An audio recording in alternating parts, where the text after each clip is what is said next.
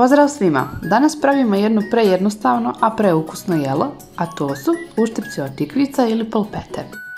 Možete ih poslužiti kao doručak ili laganu večeru.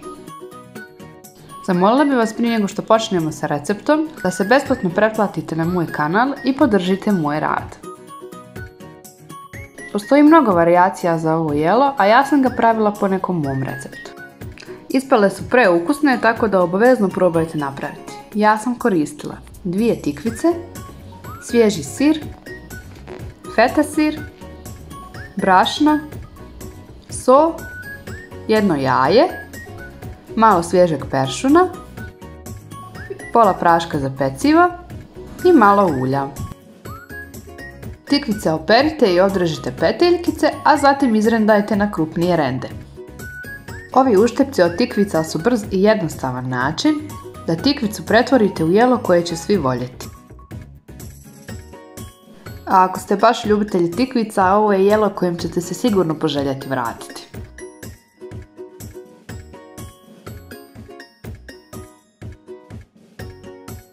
U izrendane tikvice dodajte jednu kašičicu soli, promiješajte i ostavite sa strane 15 do 20 minuta kako bi tikvica otpustila višak tekućine.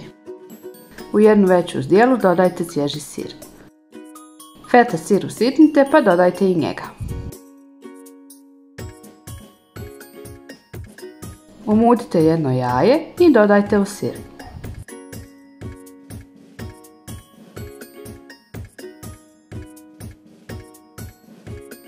Zatim jednu kašičicu soli i svježi peršun. Promiješajte da se sastojci sjedine.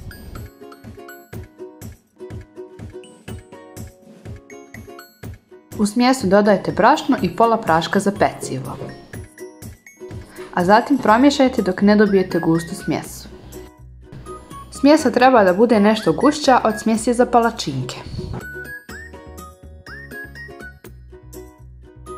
Izrendane tikvice ocijedite i dodajte u pripremljenu smjesu. Zbog soli će tikvica otpustiti sav višak tečnosti. Dobro izmiješati da se tikvica sjedini sa ostatkom smjesi i spremna je za pečenje. U tavu dodajte ulje i uključite temperaturu na srednju jačinu da se lagano zagrije.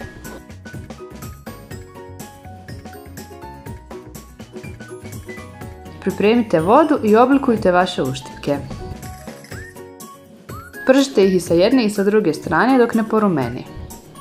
Okrećite ih češće da vam ne bi zagorili. Od ove smjesi ja sam dobila 10 uštipaka koji su solidne veličine, nisu mali. Kada uštipci porumene, prvo ih stavljajte na ubrus kako bi upio višak ulja. A onda servirajte po vašoj želji i poslužite tople. Poslužite ih sa sirom ili jogurtom u sezonsku salatu i uživajte u predivnom ukusu. Uštipke poslužite iznenadnim gostima, a oni će vas, uvjerena sam, gnjaviti za recept.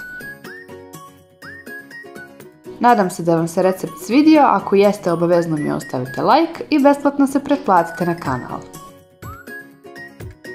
U komentaru mi pišite da li ste probali napraviti po ovom receptu i kako vam se svidjelo.